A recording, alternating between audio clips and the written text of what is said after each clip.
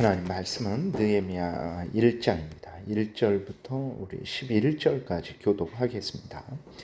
하가랴의 아들 느헤미야의 말이라. 아닥사스다 왕 제23년 기슬월에 내가 수상궁에 있는데 내 형제들 가운데 하나인 하나니가 두어 사람과 함께 유다에서 내게 이르렀기로 내가 그 사로잡힘을 면하고 남아있는 유다와 예루살렘 사람들의 형편을 물은즉 그들이 내게 이르되 사로잡힘을 면하고 남아있는 자들이 그 지방 거기에서 큰 환난을 당하고 능욕을 받으며 예루살렘 성은 허물어지고 성문들은 불탔다 하는지라.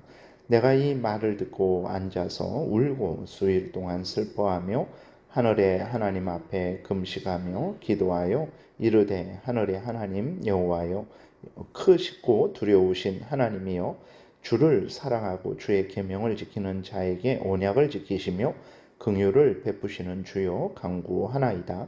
이제 종이 주의 종들인 이스라엘 자손을 위하여 주야로 기도하오며 우리 이스라엘 자손이 주께 범죄한 죄들을 잡아가오니 주는 귀를 기울이시며 눈을 여시사 종의 기도를 들으시옵소서.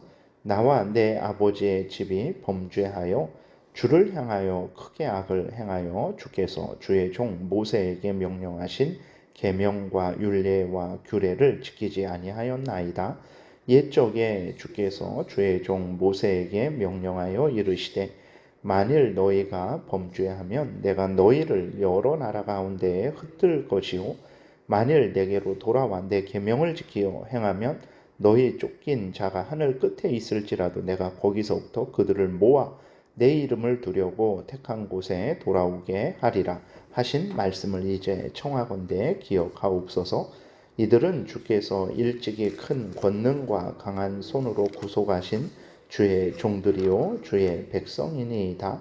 주여 구하오니 귀를 기울이사 종의 기도와 주의 이름을 경외하기를 기뻐하는 종들의 기도를 들으시고 오늘 종이 형통하여 이 사람들 앞에서 은혜를 입게 하옵소서 하였나니 그때에 내가 왕의 술 관원이 되었느니라. 아멘. 기도드리겠습니다. 살아계신 하나님 아버지 감사합니다. 이 시간 하나님의 말씀을 전하고 듣습니다. 성령께서 역사하셔서 우리를 향한 하나님의 뜻을 잘 깨달아 알게 도우시고 또 하나님이 알려주시는 대로 잘 믿고 따르게 도우소서. 감사드리고 예수 그리스도의 이름으로 기도드렸습니다. 아멘. 오늘 본문은 이제 본문을 들어가지는 않고 첫 번째로 느헤미야서에 대한 개론을 이제 살펴보겠습니다. 그래서 에스라서 1장은 고레스가 바벨론을 점령하고 예루살렘으로 이스라엘 백성들로 하여금 귀환하게 하는 그 발표의 내용이 기록되어 있어요. 그것이 에스라 1장의 내용입니다. 그래서 그 다음 해에 이제 이스라엘 백성들이 스룹바벨의 인도로 1차로 귀환을 합니다. 그래서 귀환해서 이제 20년 만에 성전 예루살렘 성전을 재건하는 것을 완성하고 그것을 봉헌하죠. 그것이 이제 5장 6장에 기록되어 있는 거예요. 그래서 이스라엘 백성들이 1차로 바벨론에서 돌아온 후에 60년이 지나서 이제 에스더가 왕비로 등극하게 됩니다. 그러니까 성경을 읽을 때에 에스라 1장에서 6장, 그 다음에 에스더 60년 후에 에스더, 그 다음 20년 후에 이제 7장, 에스라 7장부터 10장까지 이렇게 되는 거예요. 그래서 이제 7장부터는 에스더가 왕비로 등극한 후에 20년 후에 에스라가 이제 그 포로 귀환을 주도하는 거죠. 그것이 에스라 7장부터 10장에 있습니다. 그리고 에스라 7장부터 10장 이후 14년이 지나서 느헤미야가 이제 3차로 포로 이스라엘 백성들이 그 예루살렘으로 돌아오게 하는 데 있어서 주도적인 역할을 하는 거예요. 돌아와서 이제 52일 동안 성벽을 재건하고 그렇게 또 하나님 앞에서 여러 가지 그러한 성전 제사를 확립을 하고 이제 종교 개혁 또 종교적인 부분에 대한 개혁 그 다음에 생활적인 부분에 대한 개혁을 이제 단행을 하는 거예요. 그리고 그것이 이제 느헤미야 1장부터 12장까지죠. 그리고 13장은 이제 그 느헤미야가 다시 수상궁으로 돌아갔다가 귀환을 하는데 이때가 이제 말라기 선지자가 사역을 할 때입니다. 그러니까 에스라, 느헤미야 요 때에는 같이 그렇게 그 말라기까지 그렇게 선지자가 사역을 할 때 그러한 시기라는 것을 우리가 간략하게 이해를 하게 된다면 에스라, 느헤미야, 에스더, 말라기 이렇게 읽을 때에 좀 더 그 시대를 잘 이해하면서 읽을 수 있을 것입니다. 그리고 느헤미야가 이제 귀환해서 1장부터 느헤미야 13장까지 그렇게 그 내용을 보게 되면 예루살렘 성벽을 52일 만에 재건을 합니다. 그리고 레위 지파 중심으로 성전 제사와 안식일 제도를 회복을 해요. 그 다음에 교회 정치에 대한 개혁을 종교 개혁을 하고 또 생활의 개혁도 추진을 합니다. 그리고 1차 포로 귀환 명단을 완성을 합니다. 그 자세히 살펴보면 이제 성벽을 쌓은 곳은 성전과 성전에서 집행되는 제사와 절기를 아주 확고히 하기 위해서 그렇죠. 그러니까 예루살렘 성벽이 없으니까 그냥 담이 없는 거죠. 집이 있는데 담이 없으니까 그러한 악한 대적들이 언제든지 쳐들어와서 심각한 위협을 가할 수 있었어요. 그렇기 때문에 느헤미야가 도착하자마자 성벽을 52일 만에 그렇게 재건을 합니다. 그것은 바로 성전에서 드려지는 성전과 성전 제사를 확고하게 하기 위해서 그렇다라는 것을 우리가 기억해야 되고 2차적으로는 이제 그 이스라엘 나라 예루살렘의 그러한 사는 백성들을 보호하기를 위해서 그런 거예요. 그래서 성벽을 아주 제일 먼저 쌓게 됩니다. 그 다음에 포로 귀환의 그 족보를 정리하게 되죠.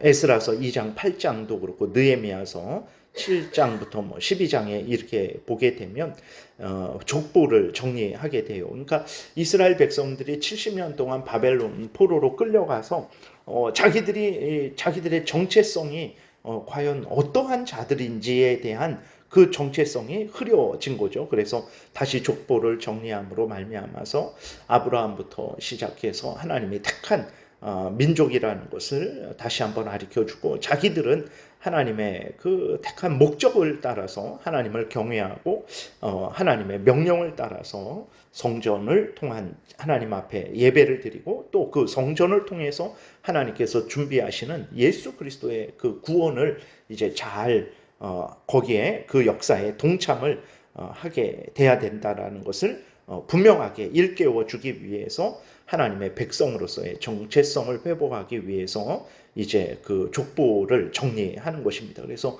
누가 이제 예루살렘으로 돌아왔는지, 어느 집안에 몇 명이 돌아왔는지, 그리고 누가 성벽을 재건했는지, 누가 예루살렘에 살았는지, 누가 어디에 살았는지, 이러한 부분들에 대해서 아주 자세하게, 그리고 심지어 이렇게 누가 이방 민족들과 결혼을 했는지에 대해서까지 자세하게 기록을 한 거예요.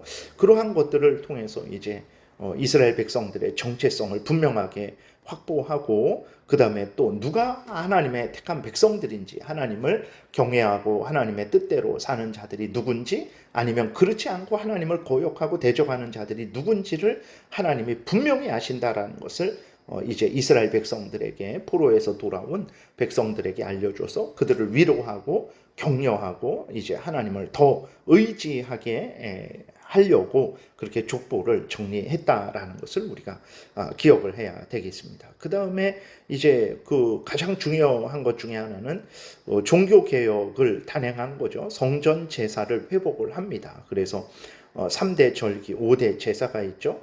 3대 절기는 유월절, 이제 오순절, 초막절 이렇게 있고 5대 제사 제도는 번제, 화목제, 소제, 속죄제, 속건제 이렇게 있는데 바로 이 제사를 통해서 절기와 제사를 통해서 성전에서 드리는 성전 제사들을 통해서 예수 그리스도를 통한 죄 용서, 하나님과 또 이제 하나님을 어떻게 이 구약 백성들이 예배해야 되는지를 알려주는 거죠. 그래서 성전은 구약의 이스라엘 백성들에게 있어서 아주 그 모든 것입니다. 그래서 정치, 뭐 경제, 사회, 그다음 모든 종교, 모든 면에 있어서 성전을 중심으로 해서 그 이스라엘 백성들의 그 나라가 움직여지게 된 거죠. 그렇기 때문에 하나님께서 이제 그 포로되었던 자들이 돌아올 때에 가장 먼저 명령하신 것은 성전과 성전에서 드리는 제사를 회복하는 거였어요. 이것이 하나님과 교제하는 유일한 길이었고,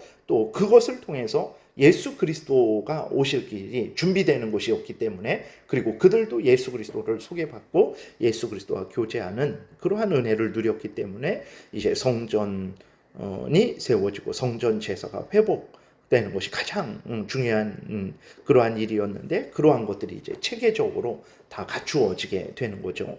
그 다음에 이제 생활의 개혁을 합니다. 특별히 결혼 제도에 있어서 이제 에스라와 느헤미야가 그 가장 중요한 그 결혼 문제, 가정의 문제를 이제 취급을 하는 거죠. 그러니까 가정은 인간 사회의 가장 근본이 됩니다. 교회의 가장 근본이 되고, 가정이 바로 서야 이제 교회와 나라가 또 바로 서게 되는 거예요. 그런데 포로에서 돌아온 이스라엘 백성들임에도 불구하고 이제 그 가나안 족속들과 결혼을 하게 되는 거죠. 그것은 하나님을 경외하지 않겠다, 내 뜻대로 내 마음대로 그렇게 살아가겠다 하는 것과 동일한 거예요. 그리고 또 그렇게 해서 가정이 이제 불신앙 가정이 되게 되면 당연히 교회인 이스라엘 백성들이 이제 오염되게 되고 부패되게 되는 거고, 무너지게 되는 것은 시간 문제가 되는 것입니다. 그렇기 때문에 그 가정 제도, 결혼 제도에 대한 잘못된 것들을 이제 철저하게 개혁을 하게 되는 것입니다. 그리고 새 고리대금 같은 것을 금지하고, 또 이 심지어 이제 그 빚을 갚지 못해서 자식을 이제 그 노예로 팔아버리는 그러한 아주 잘못된 그러한 일들을 아주 그 금지하게 되는 거죠. 그래서 종교 개혁을 단행하고 생활의 개혁도 단행하게 됩니다. 그러니까 이스라엘 백성들이 얼마나 타락했는지, 그들이 하나님 앞에서 바로 서지 못했고, 서로 간에도 그렇게 아주 고리대금을 하고, 그 다음에 그 돈을 못 갚았을 때에는 그 자녀를 자기의 종으로 가져오게 되는 그 같은 이스라엘 백성들인데도 불구하고 전혀 사랑하지 않는 그런 아주 심각한 타락이 있었던 거예요. 그러한 모든 부분에 대해서 이제 하나님의 말씀에 근거한 그러한 종교 개혁, 생활의 개혁을 단행하게 되는 거죠. 그리고 이렇게 하나님의 선한 일을 할 때에도 여전히 대적들이 방해를 합니다. 에스라 때에도 첫 번째 포로 귀환 해서 성전을 재건할 때에도 그렇고, 너무 그 방해가 심각하고 위협해서 16년 동안 성전을 재건하지 못하죠. 물론 그 처음에는 그랬지만 이후로는 이스라엘 백성들이 게으르고 나태해졌기 때문에. 그런데 어쨌든 그 회방으로 인해서 16년간 성전을 재건하지 못합니다. 두 번째 에스라가 돌아왔을 때에도 이제 그 대적들이 아주 심각하게 방해를 하고, 세 번째 느헤미야가 돌아와서 또 성벽을 재건하고 여러 가지 하나님 앞에서 일을 할 때에도 심각한 그러한 방해를 하게 됩니다. 이러한 것들을 통해서 우리에게 알려주는 것은, 우리가 하나님을 경외하고 하나님의 뜻대로 살아가고자 할 때에 사탄과 그 무리들이 우리를 심히 공격을 한다라는 거예요. 그렇기 때문에 하나님 뜻대로 살아가고자 하는 자는 더욱 깨어 있어야 되는 것이고, 더욱 하나님을 경외하고 더욱 하나님 앞에서 기도해야 되는 것입니다. 그래서 이러한 신앙생활은 단순히 뭐 어떤 물질로, 또 뭐 어떤 내 인생의 경험으로 하는 것이 아니라 하나님의 은혜로, 하나님의 말씀에 의해서 성령의 인도하신 가운데 하는 일이기 때문에, 우리가 항상 하나님의 일을 할 때에는, 신앙생활을 할 때에는 항상 깨어서 하나님 앞에 말씀에 근거하고 또 성령을 의지하는 가운데 항상 쉬지 말고 기도해야 된다라는 것을 우리에게 알려주고 있는 것입니다. 그래서 에스라, 그 다음에 느헤미야, 에스더 요 세 성경이 이러한 그러한 관련이 있다라는 것을 우리가 생각하면서 그렇게 읽게 되면 더욱 많은 그러한 유익을 얻게 될 것입니다. 오늘은 여기까지 하고 내일부터 본문을 살펴보겠습니다. 기도드리겠습니다. 살아계신 하나님 감사합니다. 하나님께서 크신 은혜를 내려주셔서 귀한 성경을 기록해 주시고 우리들에게 이것을 또 언제든지 어디서나 또 읽고 믿고 순종할 수 있도록 허락하시니 감사를 드립니다. 이 성경 말씀이 우리 인생길의 등불이요 빛이라는 것을 늘 하나님 잊지 말게 도우시고 항상 하나님의 말씀을 좋아하고 즐거워하고 또 믿고 순종하는 우리 모두가 되게 도우소서. 복된 주일 하나님께서 은혜 가운데 인도하여 주옵시며 성찬식을 고행하오니 하나님께서 크신 은혜로 복되게 하여 주옵소서. 하나님께서 온전히 주장하여 주시기를 간절히 간구하고 예수 그리스도의 이름으로 기도드렸습니다. 아멘. 하늘에 계신 우리 아버지요